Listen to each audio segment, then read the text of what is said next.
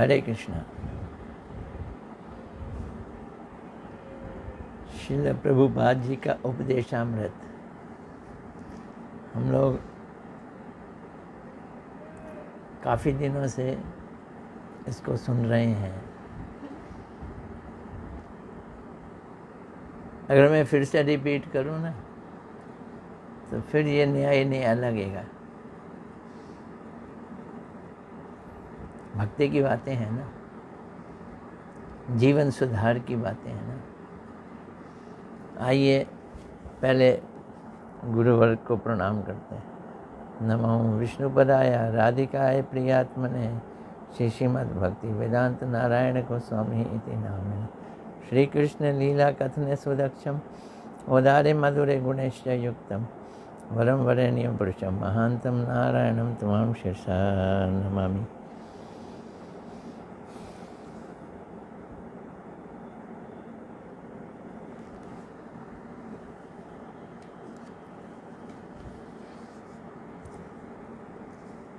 प्रश्न, आज का प्रश्न है,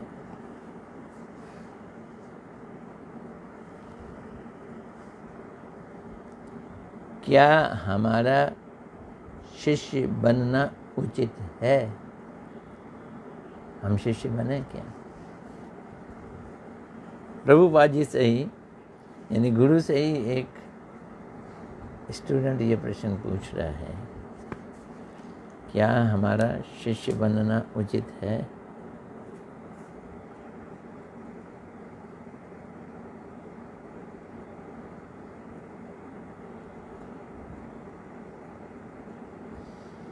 तो प्रभुपाद जी क्या जवाब देते हैं? हमको शिष्य बनाना नहीं है, शिष्य बनना है। शब्द यूज़ किया, शिष्य नहीं करना है, हमें शिष्य बनना है। शिष्य बनाना नहीं है, शिष्य को क्या करना है? शिष्य बनना है हमको। अर्थात निरंतर गुरु एवं कृष्ण की सेवा में नियुक्त रहना है। कृष्ण की सेवा मिलती नहीं है, कृष्ण हमारे इंद्रियों से परे रहते हैं, तो फिर तो कृष्ण की सेवा करने के लिए गुरु की सेवा, गुरु की सेवा कृष्ण की सेवा बन जाती है। वैष्णव लोग समस्त वस्तुओं में ही गुरु के दर्शन करते हैं। ये एक बड़ी सटीक सी बात है और प्रभुपाद जी हमेशा इस बात को कहते हैं।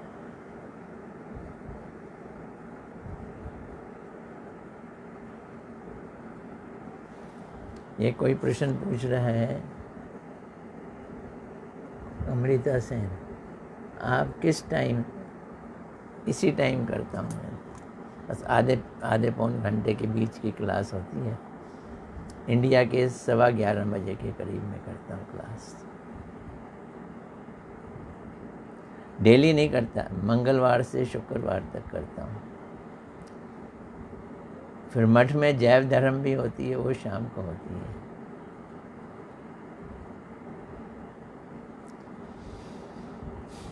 चलो आओ शिष्य बनते हैं। शिष्य बनने के लिए ज़रूरी है कि समस्त वस्तुओं में ही गुरु दर्शन करते हैं।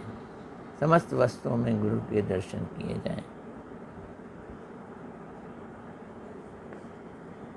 वो कैसे होगा? सारी वस्तुओं को भगवान की सेवा की वस्तु माने। अगर हम सभी वस्तुओं को भगवान की सेवा की वस्तु मानते हैं तो क्या होगा? इसका मतलब है हम सब में गुरु के दर्शन कर रहे हैं, क्योंकि गुरु को बीच में रखे बिना हम कोई चीज़ भगवान की सेवा कर ही नहीं सकते।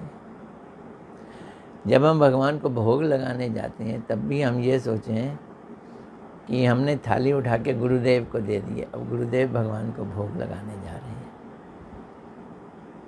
प्रणाम करते हैं तो गुरु का ही मंत्र पहले पढ़ते हैं, तब हम ठाकुर जी को प्रणाम करते हैं, गुरु परंपरा को प्रणाम करते हैं। अगर हमने सभी वस्तुओं से गुरु की सेवा करनी है, भगवान की सेवा करनी है, तो गुरु के थ्रू करेंगे। जैसे एक उदाहरण है,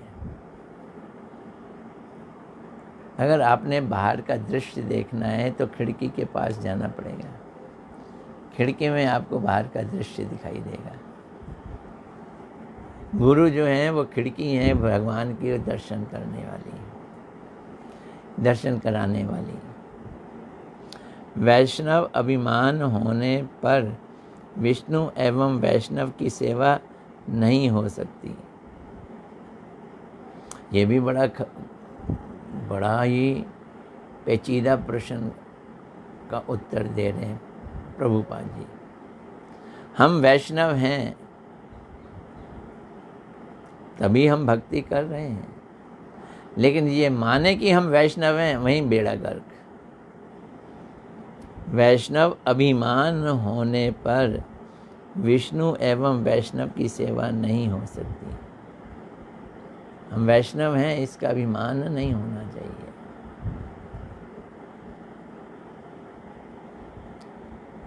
मैं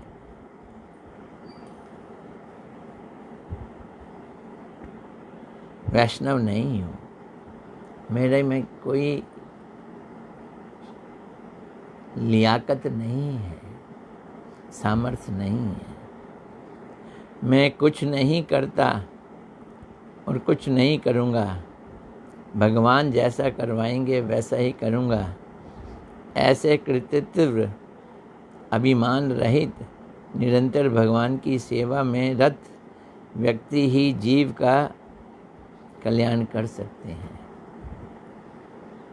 तो दो चीज़ें यहाँ आ गई, समझनी है हमको बस।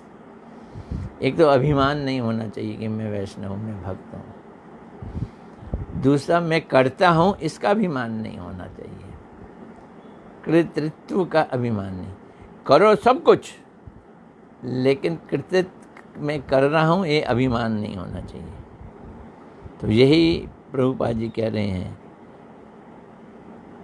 मैं तो कुछ करता ही नहीं, मैं कर सकता भी नहीं, करूँगा भी नहीं। भगवान जैसा करवाएंगे वैसा करूँगा, अपनी मर्जी से कुछ नहीं करूँगा। ऐसे कृतित्व अभिमान रहित। कृतित्व का मतलब है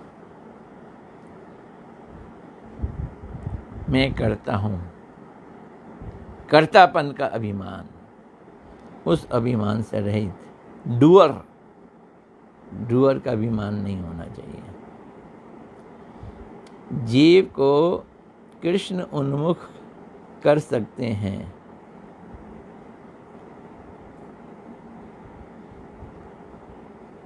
तो ऐसे व्यक्ति जिनमें कर्तापन का अभिमान नहीं है, निरंतर भगवान की सेवा में लगे रहते हैं, ऐसे व्यक्ति ही जीव का कल्याण कर सकते हैं। जो कुछ नहीं करते, जो कहते हैं मैं कुछ कर नहीं सकता, वही सब कुछ कर सकते हैं, वही कल्याण कर सकते हैं। भौतिक जगत की चीज को छूना ही करंट को छूने के बराबर है। इसको अपने लिए इस्तेमाल करना, इसका मतलब है 440 वोल्ट को छूना है।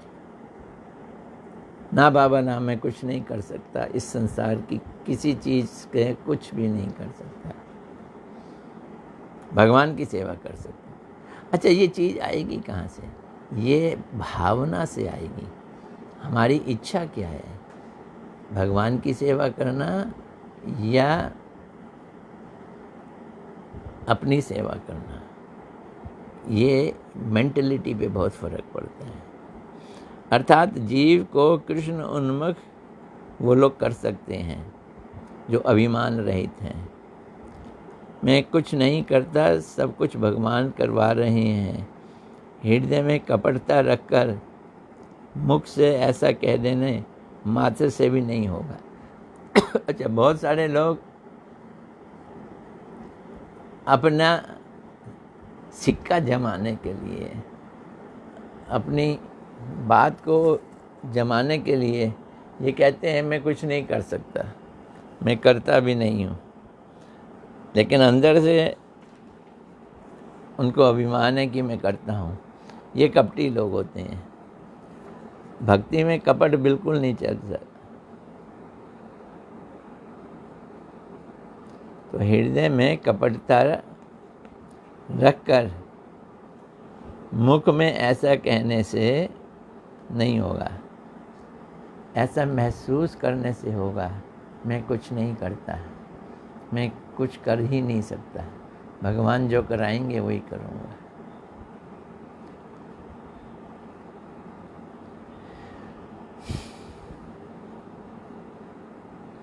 वास्तव में मैं भगवान के द्वारा चलित हूँ। भगवान मुझे चला रहे हैं कठपुतली की तरह।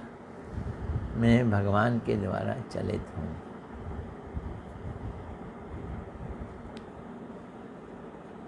ये अनुभूति हो जानी चाहिए। इसका मतलब ये भी नहीं है कि मैं दुर्योधन बन जाऊं। दुर्योधन कहता है प्रभु मैं तो आपके द्वारा चलित हूँ। आपने कहा युद्ध करो तो मैं कर रहा हूँ, आपने कहा ये करो तो मैं कर रहा हूँ। जो जो मेरे अंदर दुष्ट भाव आ रहे हैं वो आपके कारण आ रहे हैं। ये भी गलत चीज़ है।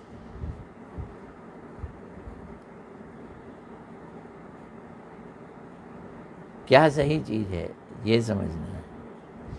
दूसरा प्रश्न आता है आज का,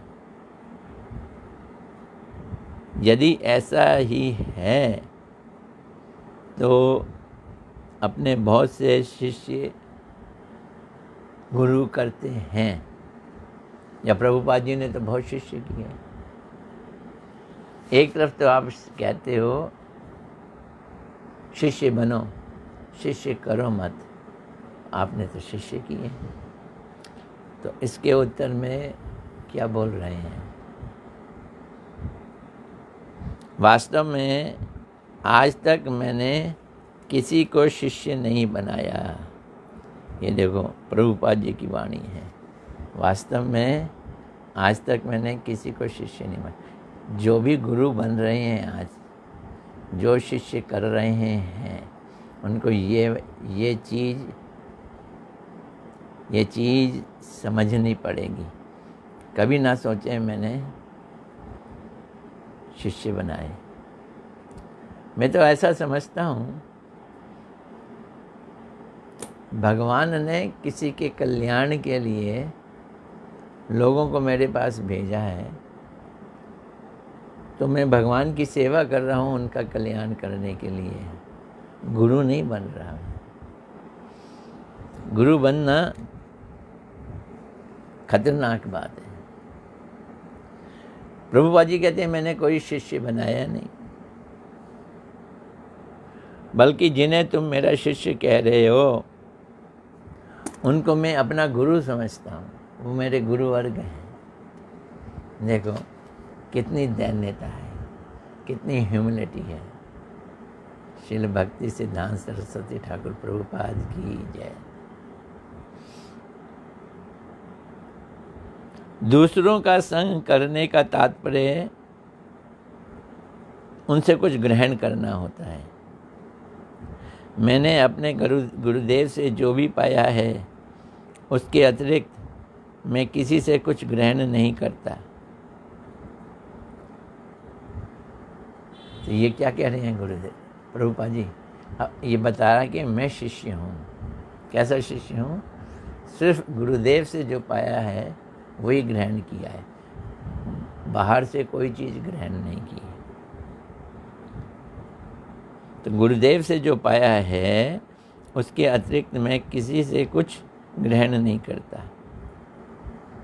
वो अपने को शिष्य बतला रहे हैं और शिष्यों को गुरु बतला रहे हैं। ये मुंह से नहीं कह रहे, ऐसा वो मानते हैं।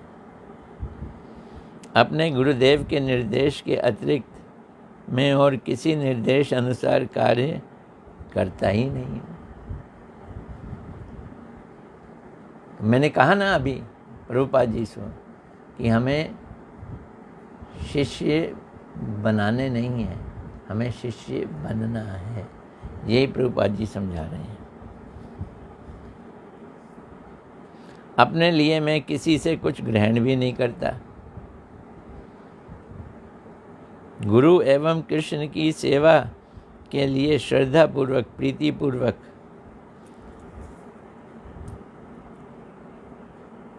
यदि कोई कुछ दे देता है तो उसे मैं आदरपूर्वक ग्रहण करके उसके द्वारा भगवान की सेवा करने का मंगल करता हूँ।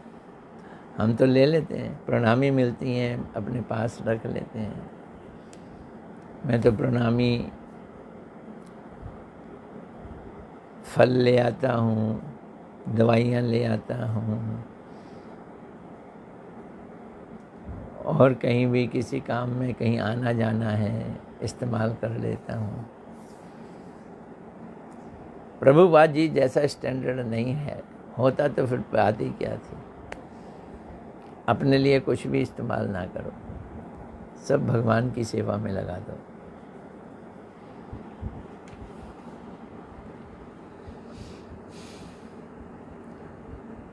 समस्या ये है कि हम भगवान की सेवा से सुख नहीं लेना चाहते हैं, हम इंद्रियों के भोग से सुख लेना चाहते हैं।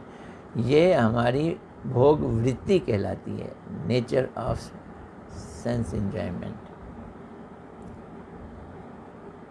तो वस्तु के प्रति भोग दृष्टि और भोग वृत्ति ना कर उसे भगवान की सेवा में लगाने का रहस्य जानने पर ही भजन राज्य में प्रवेश किया जाता है। अंदर से वृत्ति नहीं होनी चाहिए। बहुत बढ़िया फल आया, दिल करता है हम खाएंगे, दिल करना चाहिए हम भगवान को खिलाएंगे। बहुत अच्छा प्रसाद बना, शाही पनीर, चपाती, जलेबी, मुंह में पानी आ जाता है। लेकिन हमारा सिस्टम है भोग लगाए बिना खाएंगे नहीं, फिर हम भोग लगाने जाते हैं। तो वास्तव में हम उसको एंजॉय करना चाहते हैं भोग लगाकर। लेकिन जो सच्चे भक्त हैं वो उस चीज़ में भोग वृत्ति नहीं रखते हैं। खाने की, पीने की, किसी भी चीज़ में भोग वृत्ति नहीं रखते। बहुत सुंदर फूल खिला है बगीचे में, ये मैं ले लूँ, क्या करूँगा लेके? अपने पास रख लूँ? नहीं, ये फूल लेके भगवान के चरणों में लगा दूँ। ये वृत्ति जो है ये भगवान की सेवा की वृत्ति है।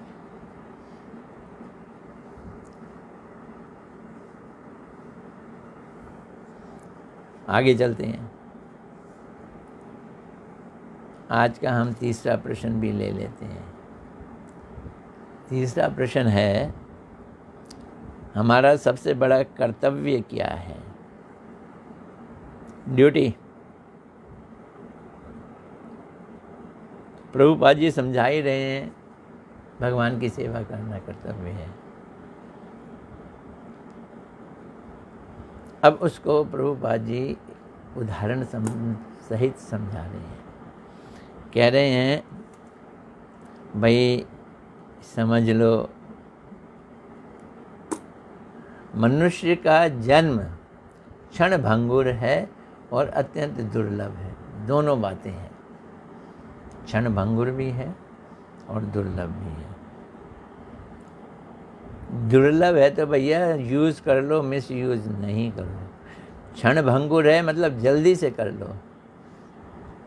कबीरदास जी कहते हैं ना, कल को प्रलय होएगी भोरी करेगो कब, कल करे सो आज कर, आज करे सो अब, पल में प्रलय होएगी भोरी करेगो कब।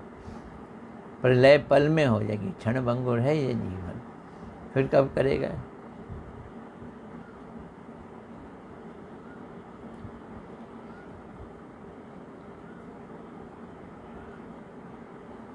हम समय नष्ट कर रहे हैं, किस में समय नष्ट कर रहे हैं?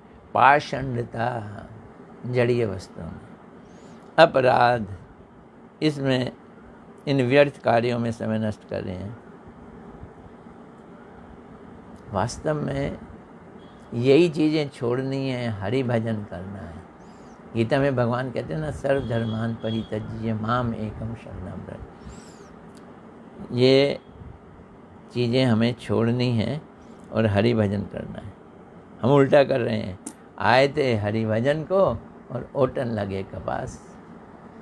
हम उल्टी बातें कर रहे हैं।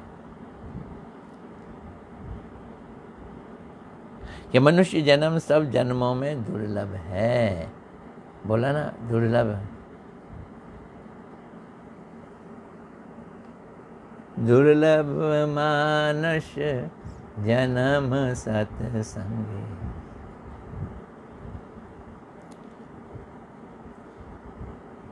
अनेक जन्मों के पश्चात हमें ये मनुष्य का जन्म प्राप्त हुआ है। ये मनुष्य जन्म सब जन्मों में दुर्लभ है। आगे क्या कह रहे हैं? बड़ी ऊंची बात कह रहे हैं। खाली दुर्लभ ही नहीं है, बल्कि सुदुर्लभ है।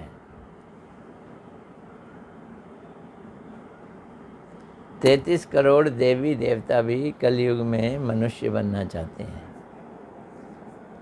84 लाख योनियों में ढेर सारे लोग अपने कर्मों को भोग कर मनुष्य में आने के लिए तैयार है। इतनी लंबी लाइन है, करोड़ों नहीं अरबों लोगों की लाइन है मनुष्य बनने के लिए। और आजकल फैमिली प्लानिंग हो गई है, लड़के लड़की शादी कराते ही नहीं है, लिविंग रिलेशनशिप बॉयफ्रेंड गर्लफ्रेंड के रूप में रह रहे हैं, बच्चे पैदा नहीं कर रहे। तो मनुष्य जीवन मिलेगा कैसे? खाली मुसलमान लोग खूब बच्चे पैदा करते हैं, 8-8, 10-10, 12-12, 4-4 शादियां करा लेते हैं। तो भैया उसी में ही जन्म मिल जाएगा। मनुष्य जन्म की लाइन बड़ी लंबी है, हमारी बारी कब आएगी पता नहीं।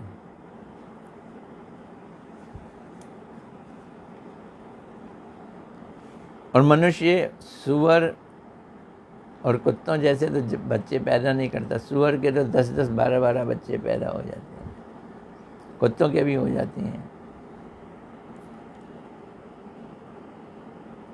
अनेक जन्मों के पश्चात हमें ये मनुष्य जन्म प्राप्त हुआ है, इसलिए ये मनुष्य जन्म दुर्लभ नहीं है, सुदुर्लभ है।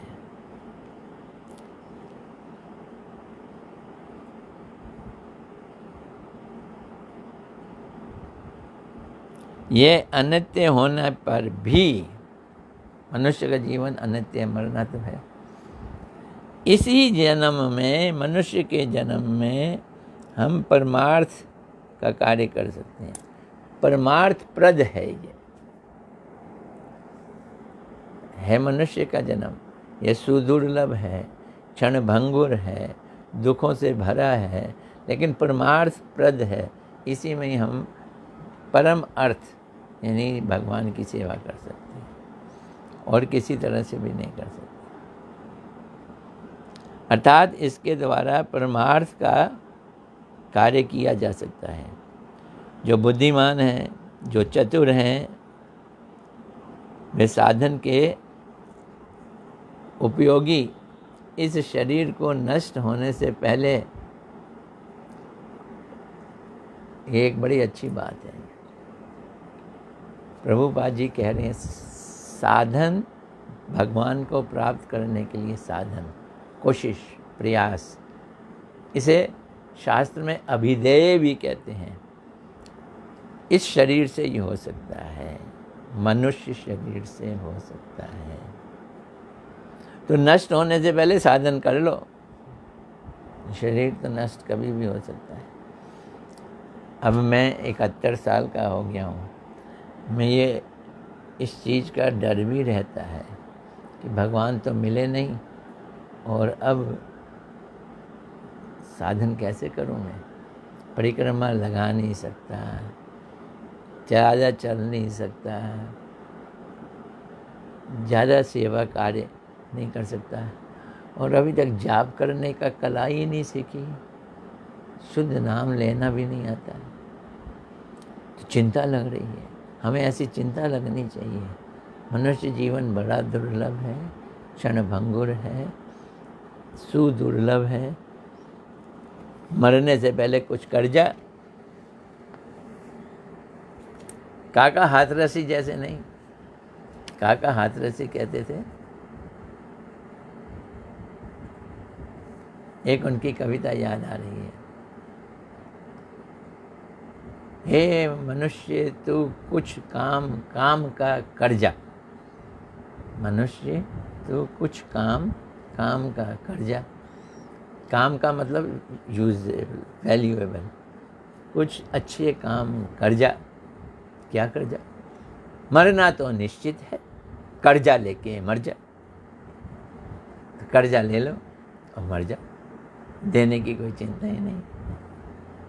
लेकिन ये ऐसा नहीं है। यहाँ पे अगर हम ले लेते हैं कर्जा,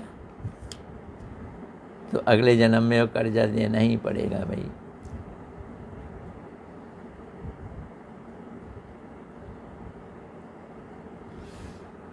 तो इस शरीर के नष्ट होने से पहले अन्य विषय वस्तुओं को छोड़कर अपने आत्म कल्याण के लिए चेष्टा करना चाहिए।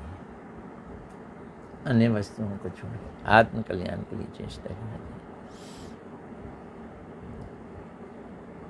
ऋषि के प्रश्नों का उत्तर देना आरंभ किया।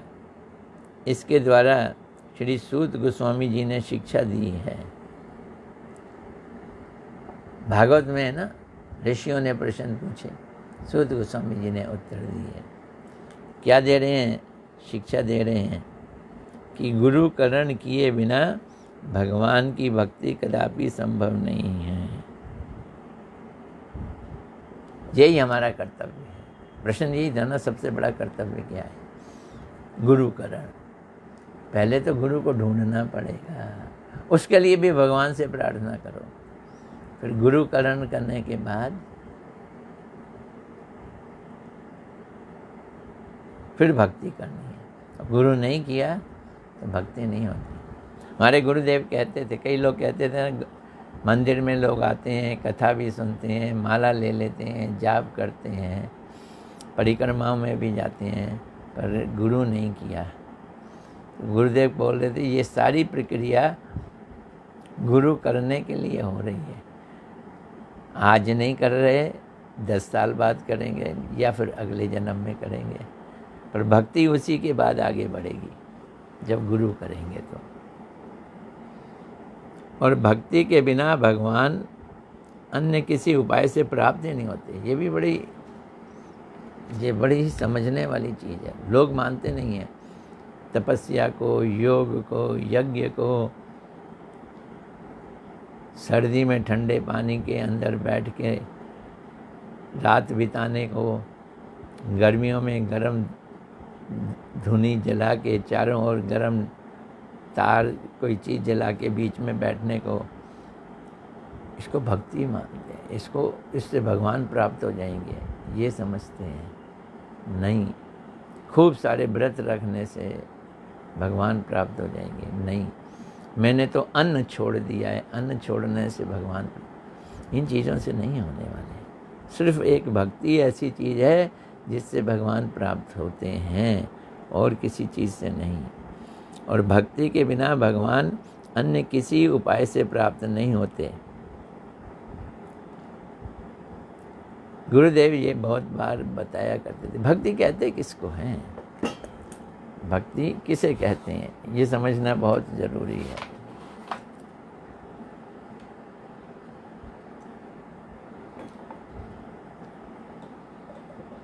रूप गोस्वामी जी का कोट है भक्ति रसामृत सिंधु से। अन्य अभिलाषिता शून्यम ज्ञान कर्म आद्य अनावृतम अनुकूलेन कृष्ण अनुशीलनम भक्तिर उत्तमा। भक्ति की परिभाषा नहीं है, उत्तम भक्ति की परिभाषा ही है। जब हम करने ही लगे हैं तो उत्तम वाली करें ना, घटिया भक्ति क्यों करें।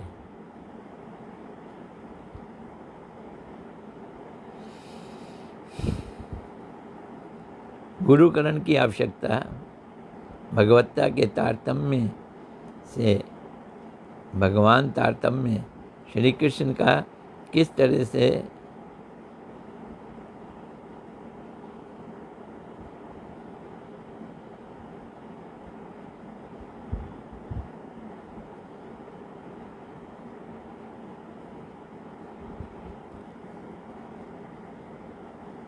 ये जो श्लोक है ये कह रहा है कि भक्ति करने के लिए अपने हृदय में वैक्यूम क्रिएट करो, अन्य अभिलाषिता शून्यम। कृष्ण की सेवा के अलावा जितनी अभिलाषाएं हैं उसको हटाओ। एक तो वैक्यूम क्रिएट करो, और थोड़ा बहुत जो हमारे अंदर ज्ञान के प्रति आकर्षण है, ज्ञान दो तरह का होता है। एक तो भगवान की ज्योति में लीन हो जाना, ये ज्ञान सायुज्य मुक्ति वाला ज्ञान, और एक ये ज्ञान कि कृष्ण भगवान है, हमें उनकी आराधना करनी है, कृष्ण को भगवान मानना, राम नारायण ऐसे भगवान को भगवान मानकर फिर ऑपुलेंस भाव से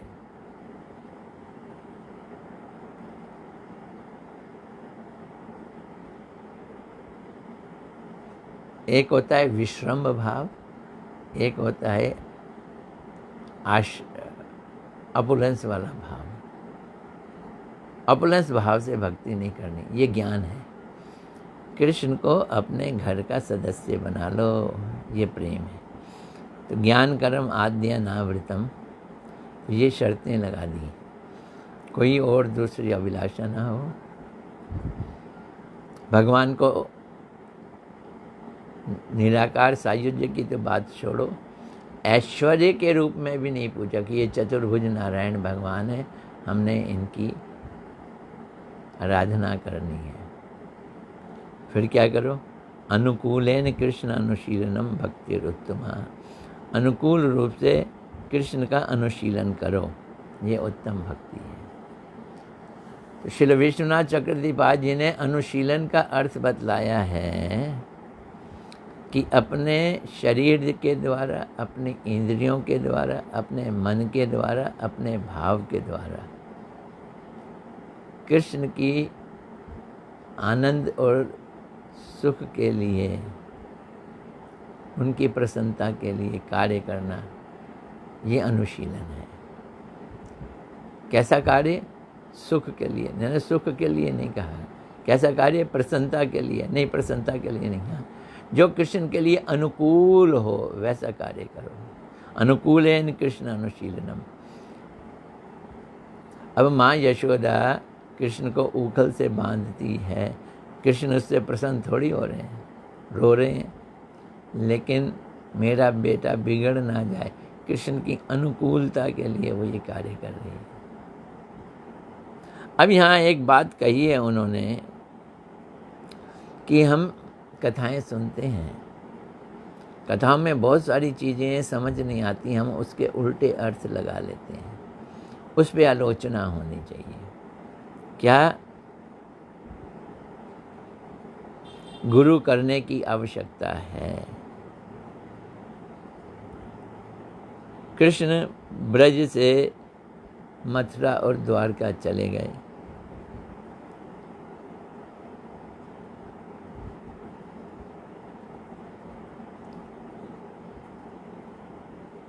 तो गुरुकरण करने की आवश्यकता है।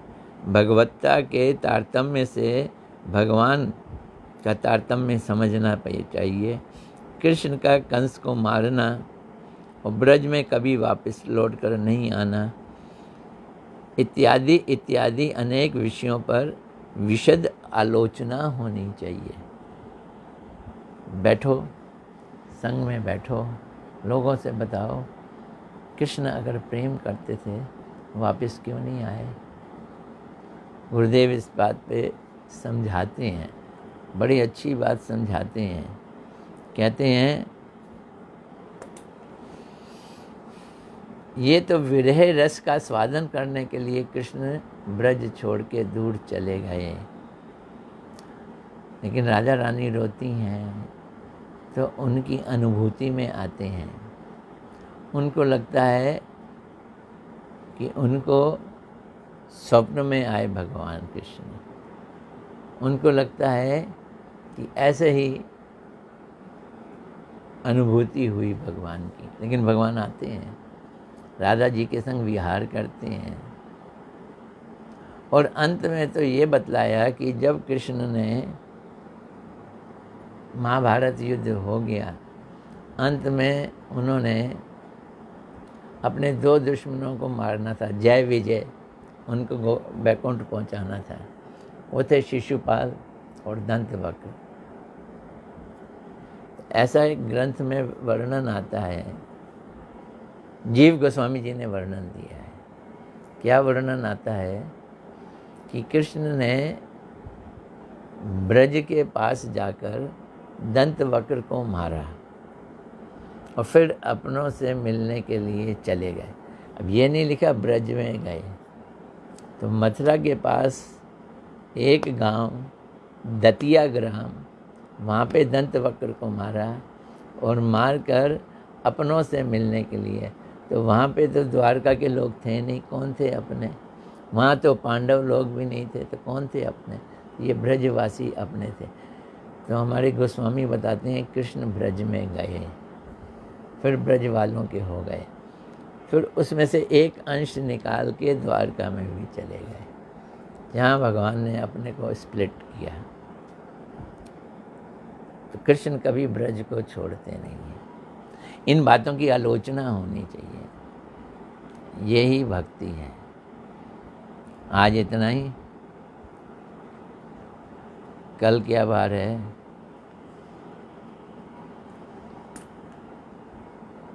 आज भीड़ है, कल शुक्र, कल भी कथा होगी। आज कौन कौन आया है? नाम तो बहुत सारे दिखाई दे रहे हैं। पूजा भदौरिया, आपको हरे कृष्णा, दंडवत प्रणाम।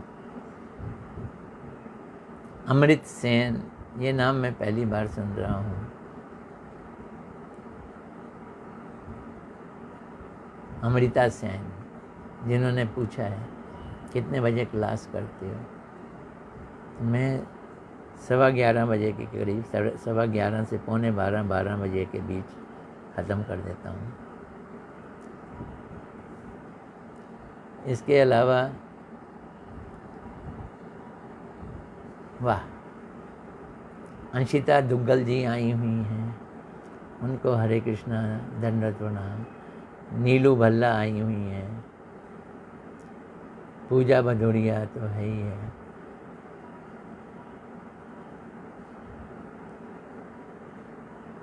ऊपर चढ़ता नहीं है, कई नाम गायब हो जाते हैं।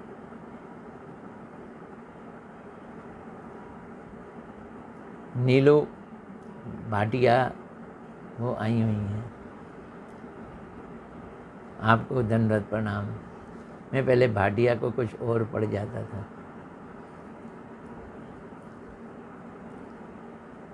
अंशिता तो आई है।